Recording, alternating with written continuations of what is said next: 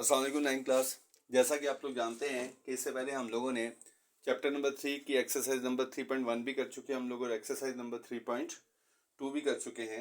तो अब जो है हम लोगों ने करनी है चैप्टर नंबर 3 की एक्सरसाइज नंबर 3.3। लेकिन एक्सरसाइज नंबर 3.3 करने से पहले कुछ चीज़ें हैं जो जिनका समझना इंतहाई ज़रूरी है, क्योंकि जब तक उनकी समझ नहीं आएगी आप लोगों को एक्सरसाइज नंबर 3.3 की समझ नहीं आएगी। तो उसमें जो सबसे पहली चीज़ है वो है कार्टेशियन प्रोडक्ट। सबसे पहली जो चीज़ है वो क्या है? Cartesian product. तो कार्टेशियन प्रोडक्ट बेसिकली क्या होता है? कहते हैं लेट करते हैं हमारे पास दो सेट हैं, एक सेट ए है और एक सेट बी है, दोनों नॉन एम्प्टी है। नॉन एम्प्टी से क्या मुराद है कि उनके अंदर कोई ना कोई एलिमेंट्स मौजूद हैं, ठीक है। तो नॉन एम्प्टी सेट है, देन उनकी जो कार्टेशियन प्रोडक्ट होती है उसका क्या बनता है? लेट्स सपोज मेरे पास दो सेट हैं, एक सेट ए है और एक सेट बी है। तो उनका जो कार्टेशियन प्रोडक्ट के अंदर उनके कार्टेशियन प्रोडक्ट बेसिकली क्या होता है? Is the order pair. Order pair किस किस का? एक्स और वाई का। यानी कि दो एलिमेंट्स होते हैं, एक एलिमेंट होता है एक्स और एक एलिमेंट होता है वाई। और ये जो एक्स एलिमेंट होता है ये बिलोंग कर रहा होता है सेट ए के साथ, और जो वाई एलिमेंट होता है ये बिलोंग कर रहा होता है सेट बी के साथ, ठीक है। कार्टेशियन प्रोडक्ट के अंदर लेट्स सपोज हमारे पास दो एम्प्टी सेट हैं, तो जो उनका ऑर्डर पेयर होता है, जो उनका सेट का जो ऑर्डर पेयर होता है यानी कि एक्स और वाई, जिसके अंदर एक्स जो है वो बिलोंग कर रहा होता है सेट ए के साथ और वाई जो है वो बिलोंग कर रहा होता है सेट बी के साथ, ठीक है। और इसको हम लोग डोनेटेड करते हैं बाय ए क्रॉस बी, और ये हमेशा डोनेट होता है किसके साथ? ए क्रॉस बी के साथ। यानी कि जो ऑर्डर पेयर है ये डोनेट होता है किसके साथ? ए क्रॉस बी के साथ। अगर हम लोग इसको बाय सिंबल देखें,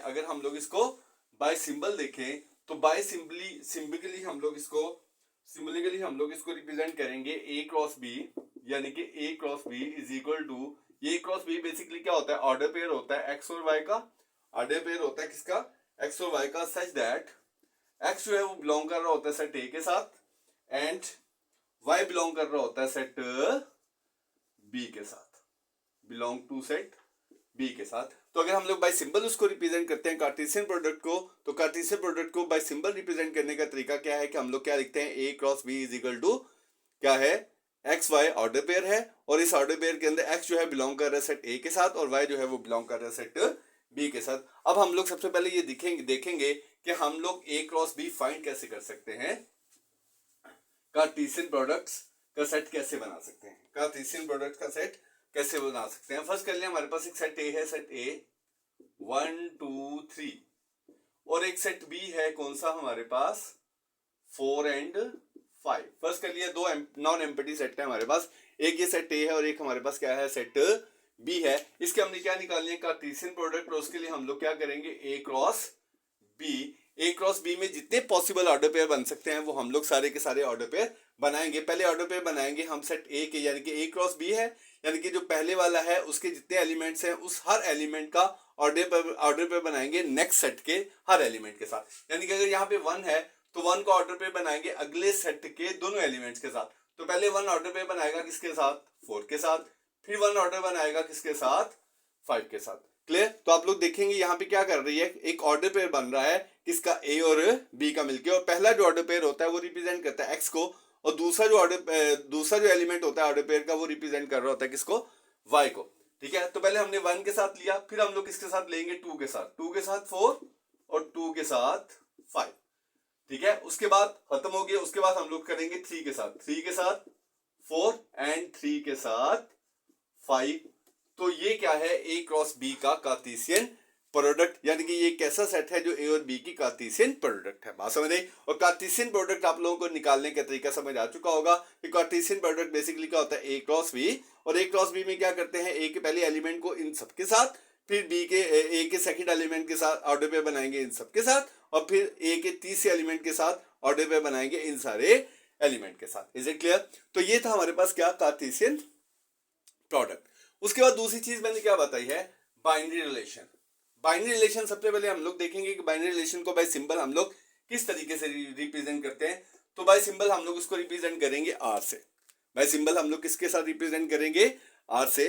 तो बाइनरी रिलेशन बेसिकली क्या होता है? ए क्रॉस बी का कोई भी सबसेट, ए क्रॉस बी का कोई भी सबसेट आप लोग अगर निकालोगे, लेट्स सपोज मैं यहाँ पे एक सबसेट निकाल लेता हूँ, मैं कोई से ऑर्डर पेयर यहाँ पे लिख लेता हूँ। एक ऑर्डर पेयर मैं लिख लेता हूँ 1 5 और एक ऑर्डर पेयर मैं लिख लेता हूँ 3 4, ठीक है, ये मैंने लेट्स सपोज दो ऑर्डर पे लिख लिया, मैं दो से ज्यादा भी लिख सकता हूँ, दो लिख के तीन भी लिख सकता हूँ, लेकिन ये जो मैंने अब ये वाला जो सेट लिखा है 1-5 ऑर्डर पे वाला और 3-4 ऑर्डर पे वाला, ये सेट जो है आप लोगों को नजर आ रहा होगा कि ये बेसिकली क्या है, सब सेट है किसका, ए क्रॉस बी का, क्योंकि ये दोनों ऑर्डर पे जो है ये एलिमेंट है किसके, ए क्रॉस बी के।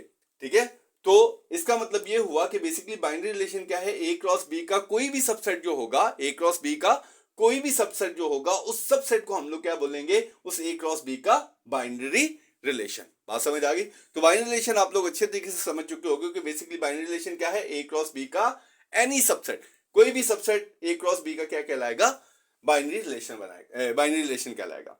उसके बाद बात करते हैं हम लोग डोमेन की। किसकी बात करते हैं, डोमेन की। तो पहले सबसे पहले हमने कार्टेशियन प्रोडक्ट निकाला, उसके बाद कार्टेशियन प्रोडक्ट का हमने बाइनरी रिलेशन निकाला, उसके बाद हम लोग क्या निकालेंगे, डोमेन ऑफ, और डोमेन हमेशा किसकी निकलती है, बाइनरी रिलेशन की।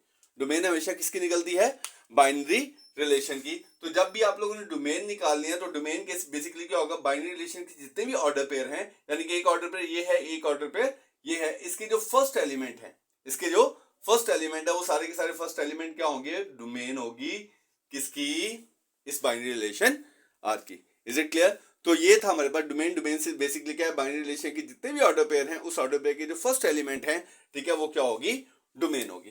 तो रेंज मेरा ख्याल है आप लोग अंडरस्टैंड कर चुके होंगे कि डोमेन ऑफ बाइनरी रिलेशन क्या होगी, उस बाइनरी रिलेशन के जो सेकंड एलिमेंट है वो क्या होंगे, उसके रेंज होगी। इसका मतलब ये हुआ डोमेन जो है वो first element of binary relation है, और जो डोमेन है वो रेंज जो है, सॉरी यहां पे क्या आएगा, रेंज जो है वो basically second element of a binary relation. Is it clear? तो ये था हमारे पास कार्टेशियन प्रोडक्ट, फिर था बाइनरी रिलेशन, फिर था डोमेन, और फिर था हमारे पास रेंज। Is it clear? ये सब करने के बाद हम लोग बात करते हैं फंक्शंस की। किसकी बात करते हैं, फंक्शन की। तो देखें बेसिकली सबसे पहले हम लोग देखेंगे फंक्शन। क्या देखेंगे, फंक्शन और टाइप्स ऑफ फंक्शन। अभी हम लोग किसकी बात करेंगे, फंक्शन की, और साथ बात करेंगे हम लोग टाइप्स ऑफ फंक्शन की। Types of function. Clear? Clear? अब देखें हम लोग यहां पे सबसे पहले देखेंगे फंक्शन किसको बोलते हैं। यहां पे देखें मैं फर्स्ट कर रहा हूं, यहां पे मैं दो सेट लिख रहा हूं, एक सेट ले रहा हूं मैं सेट ए और एक सेट ले रहा हूं सेट बी। फर्स्ट कर लिया मैंने, दो सेट ले लिया। फंक्शन लेने के लिए एक एग्जांपल के थ्रू आप लोगों को समझाने की कोशिश करूंगा। देखिए सबसे पहले सेट ए लिया मैंने 1 2 एंड 3, और एक मैंने सेट बी लिया 4 एंड 5। क्लियर? तो अगर हम लोगों ने किसी को भी देखना है कि ये फंक्शन हो, ए टू बी फंक्शन होगा या नहीं, तो फंक्शन लेने के लिए सबसे पहले आप लोग ध्यान में रखें, हम लोगों ने क्या निकालना है, इसका कार्टेशियन प्रोडक्ट। क्या निकालेंगे, इसका कार्टेशियन प्रोडक्ट। तो कार्टेशियन प्रोडक्ट निकालने का तरीका ए क्रॉस बी, ठीक है, आप लोगों को पता है, इस पहले एलिमेंट के साथ ये दोनों लिखूंगा, 1 4 1 5, फिर 2 4 2 5, फिर 3 4 और 3 5। तो फंक्शन फाइंड आउट, ये हमने क्या कर लिया, उसका कार्टेशियन प्रोडक्ट निकाल लिया। कार्टेशियन प्रोडक्ट निकालने के बाद हम लोग निकालेंगे इसका एक बाइनरी रिलेशन। क्या निकालेंगे, बाइनरी रिलेशन में। लेट्स सपोज बाइनरी रिलेशन ले लेता हूं 1 4, फिर मैं ले लेता हूं 2 5, फिर मैं ले लेता हूं 3 और 5। ठीक है, ये मैंने एक बाइनरी रिलेशन ले लिया। ये देखिए जो मैंने बाइनरी रिलेशन लिया, ये मुझे बताएं ये ए क्रॉस बी का सबसेट है ना। जब सबसेट है तो इसका मतलब ये हुआ कि ये क्या है, बाइनरी रिलेशन है किसका, ए क्रॉस बी का। अब हम लोगों ने देखना है कि ये जो ए और बी का जो बाइनरी रिलेशन है, क्या ये बाइनरी रिलेशन फंक्शन है या नहीं। ठीक है, क्या ये फंक्शन है या नहीं। तो अगर हम लोगों ने ये देखना है ये फंक्शन है या नहीं, तो सबसे पहले याद रखें कि हम लोगों ने निकालनी होगी इसकी डोमेन। क्या निकालनी होगी, डोमेन। ये चेक करने के लिए ये फंक्शन है या नहीं, तो उसके लिए सबसे पहले हम लोग क्या निकालेंगे, इसकी डोमेन। तो डोमेन निकालने के लिए हम लोग क्या करेंगे, domain of set, domain of binary relation. और आप लोगों को मैंने बताया डोमेन बेसिकली क्या है, फर्स्ट एलिमेंट है किसके, 1 2 और 3। तो डोमेन क्या आ गई, 1 2 एंड 3, सॉरी, डोमेन क्या आ गई मेरे पास, 1 2 एंड 3। जब मैंने डोमेन निकाल ली, तो डोमेन निकालने के बाद देखेंगे कि क्या डोमेन जो है वो सेट ए के इक्वल है। अगर डोमेन सेट ए के इक्वल हुई तो फिर हम लोग इसका नेक्स्ट स्टेप चेक करेंगे। लेकिन अगर इसकी डोमेन सेट ए के बराबर नहीं होगी तो हम लोग डायरेक्ट ही बोलेंगे कि ये फंक्शन नहीं है। तो फंक्शन होने के लिए बेसिकली दो कंडीशन का पूरा होना जरूरी है। नंबर एक कंडीशन क्या होनी चाहिए कि जो डोमेन निकालता हूं वो डोमेन जो है वो सेट ए के बराबर होनी चाहिए। तो देखो हम लोग फर्स्ट कंडीशन देखते हैं कि क्या वाकई डोमेन जो है वो हमारी सेट ए के इक्वल है। तो देखो डोमेन के अंदर एलिमेंट्स कौन से आए हैं मेरे पास, 1 2 एंड 3। कौन से एलिमेंट्स आए हैं, 1 2 एंड 3। तो यहाँ पे देखिए सेट ए के पास भी कौन से एलिमेंट हैं, 1 2 एंड 3। तो इसका मतलब यह है कि डोमेन क्या है, equal to set A. Domain basically किसके इक्वल है, सेट ए के। तो इसका मतलब फंक्शन के लिए पहली कंडीशन तो हमारी पूरी होगी। पहली कंडीशन क्या है कि जो डोमेन निकालते हैं वो सेट ए के इक्वल होनी चाहिए। बाइनरी रिलेशन की जो डोमेन निकालेंगे वो सेट ए के इक्वल होनी चाहिए। दूसरी कंडीशन क्या है कि जो बाइनरी रिलेशन लिखा है उसमें जो फर्स्ट एलिमेंट है वो रिपीट तो नहीं हुआ। रिपीट होने से क्या मुराद कि अगर 1 आया है तो क्या 1 दोबारा तो नहीं आया। अगर वहां पे फर्स्ट एलिमेंट रिपीट हो जाएगा तो इसका मतलब ये होगा वो फंक्शन नहीं है। लेकिन अगर रिपीट नहीं होगा तो इसका मतलब ये होगा वो फंक्शन है। तो आप लोगों के सामने है कि 1 2 और 3 इसमें से कोई भी ऐसा एलिमेंट नहीं है फर्स्ट एलिमेंट में बाइनरी रिलेशन के ऑर्डर पेयर्स के जो फर्स्ट एलिमेंट है उस फर्स्ट एलिमेंट में कोई रिपीटेशन नहीं है, यानी कि कोई भी एलिमेंट जो है वो रिपीट नहीं हो रहा। तो हम लोग क्या बोलेंगे, there is no repetition in first element of order pair. तो फिर हम लोग क्या बोलेंगे, so it is a function. फिर हम लोग क्या बोलेंगे इसको, सो इट इज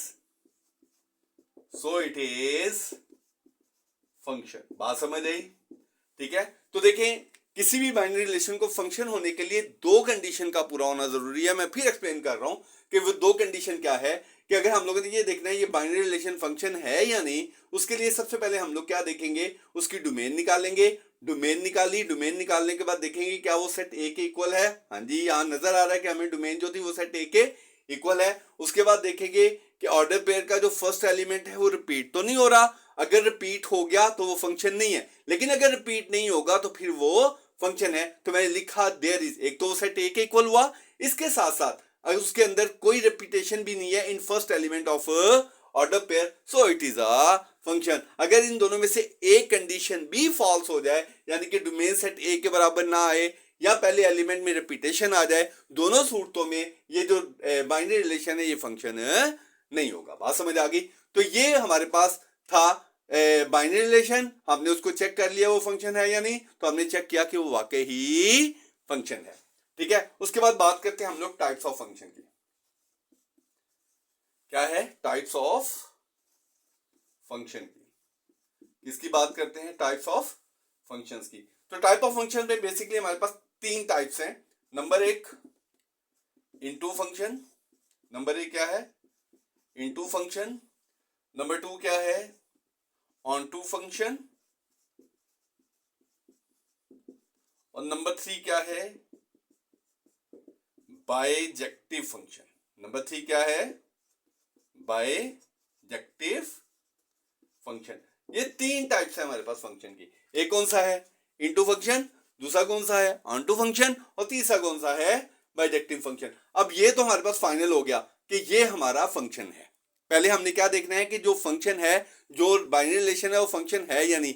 अगर फंक्शन होगा तो फिर उसकी टाइप चेक करेंगे, अगर फंक्शन नहीं होगा तो टाइप भी चेक करने की जरूरत नहीं है। तो अगर यहां ऊपर देखें तो ऊपर जो बाइनरी रिलेशन है वो हमारा क्या है, फंक्शन है। अब फंक्शन के बाद हम लोगों ने देखते हैं कि उसकी टाइप क्या है, तो उसके लिए हम लोग निकाल लेंगे रेंज। क्या निकाल लेंगे, रेंज ऑफ। अब ये फंक्शन बन गया हुआ है तो अब आर की जगह पे मैं क्या लिखूंगा, फंक्शन लिखूंगा। क्या मैं रेंज निकाल लूंगा किसकी, फंक्शन की। तो रेंज आप लोगों को पता है कौन सा एलिमेंट निकालते हैं हम लोग, सेकंड वाले एलिमेंट में देखें 4 और 5, ठीक है। क्या है मेरे पास 4 और 5। तो देखिए ये रेंज जो मैंने निकाली है 4 और 5, इसको देखेंगे क्या ये सेट बी के बराबर है। जी जनाब, हमें नजर आ रहा है कि ये जो रेंज निकाली है ये इक्वल टू क्या है, सेट बी के इक्वल है। अगर ये सेट बी के इक्वल आ जाए तो ये फंक्शन होगा हमारा कौन सा, ऑन टू फंक्शन। कौन सा फंक्शन होगा, ऑन टू फंक्शन। अगर रेंज जो है वो किसके बराबर आ जाए, सेट बी के इक्वल आ जाए, तो वो क्या होगा, ऑन टू फंक्शन। बात समझ आई। लेकिन अगर रेंज जो है वो सेट बी के बराबर नहीं आएगी तो इसका मतलब ये हुआ वो क्या होगा, इनटू फंक्शन। तो कोई भी फंक्शन इनटू कब होगा, जब रेंज सेट बी के बराबर नहीं होगी। जब रेंज सेट बी के बराबर नहीं होगी तो फंक्शन क्या होगा हमारे पास, इनटू फंक्शन। और अगर रेंज जो है वो सेट बी के बराबर आ गई तो फिर हमारा फंक्शन क्या होगा, ऑन टू। तो यहां पे इस फंक्शन की जो मैंने रेंज निकाली है वो सेट बी के बराबर आ रही है, तो इसका मतलब ये हुआ ये फंक्शन हमारे पास क्या है, ऑन टू फंक्शन है। क्लियर। उसके बाद तीसरा आ गया हमारे पास बाइजेक्टिव फंक्शन। इनटू क्लियर हो गया हमारे पास, ऑन टू क्लियर हो गया हमारे पास। अब हम लोग बात करने लगे हैं किसकी, बाइजेक्टिव फंक्शन की। किसकी बात करने लगे हम लोग, बाइजेक्टिव फंक्शन की। बाइजेक्टिव फंक्शन के लिए दो चीजें पूरा होना जरूरी है। नंबर एक, फंक्शन को होना चाहिए ऑन टू। बाइजेक्टिव के लिए क्या होना चाहिए, जो फंक्शन है वो क्या होना चाहिए, ऑन टू होना चाहिए। तो ऑन टू तो हमारे पास है। उसके साथ दूसरी चीज क्या है कि जो उसके सेकंड एलिमेंट हैं, जो उसके सेकंड एलिमेंट हैं उसमें रिपीटेशन नहीं होनी चाहिए। क्लियर। ठीक है। बाइजेक्टिव फंक्शन के लिए दो चीजों का होना जरूरी है। नंबर एक, हमारा फंक्शन ऑन टू होना चाहिए। ऑन टू से क्या, हमारा range is equal to B होनी चाहिए, तो वो तो है। तो दूसरी कंडीशन क्या है कि उसके सेकंड एलिमेंट में रिपीटेशन नहीं होनी चाहिए। तो अगर फंक्शन हमारा ऑन टू हो और उसके साथ साथ सेकंड एलिमेंट में किसी किस्म की रिपीटेशन ना हो तो फिर जो हमारा फंक्शन बन जाएगा वो ऑन टू से चेंज हो जाएगा किसमें, बाइजेक्टिव फंक्शन में। Is it clear. लेकिन अगर रेंज के अंदर रिपीटेशन पाई जाती है, रिपीटेशन सेकंड एलिमेंट में अगर रिपीटेशन पाई जाती है तो फिर वो फंक्शन क्या रहेगा, सिर्फ ऑन टू रहेगा, बाइजेक्टिव नहीं होगा। बाइजेक्टिव के लिए दो शर्त का पूरा होना जरूरी है। नंबर एक, range is equal to set B and there is no repetition in the second element of an order pair, then the function will be bijective function. Is it clear? लेकिन अगर इस फंक्शन को देखें तो ये function range is equal to B आ गया तो फंक्शन ऑन टू तो हो गया। अब देखेंगे क्या सेकंड एलिमेंट में रिपीटेशन है, जी सेकंड एलिमेंट में रिपीटेशन मौजूद है, तो इसका मतलब ये बाइजेक्टिव फंक्शन नहीं होगा बल्कि ये सिर्फ क्या होगा, so it is and there is repetition in second element of order pair, so it is onto function। अगर यहां पे क्या होती कि range is equal to set B and there is no repetition, यानी कि अगर रिपीटेशन ना होती in second element of order pair तो फिर ये क्या होना था, bijective function. Is it clear. तो मेरा ख्याल है कि ये सारी इंटरकार्टेशियन प्रोडक्ट, बाइनरी रिलेशन, उसके बाद बाइनरी रिलेशन के बाद डोमेन, डोमेन के बाद रेंज, रेंज के बाद फंक्शन और फंक्शन के बाद टाइप्स ऑफ फंक्शन आपको बहुत अच्छे तरीके से समझ आ चुकी होगी। तो इंशाल्लाह अब जो नेक्स्ट वीडियो है उसके अंदर हम लोग करेंगे exercise number 3.3। Okay, thank you.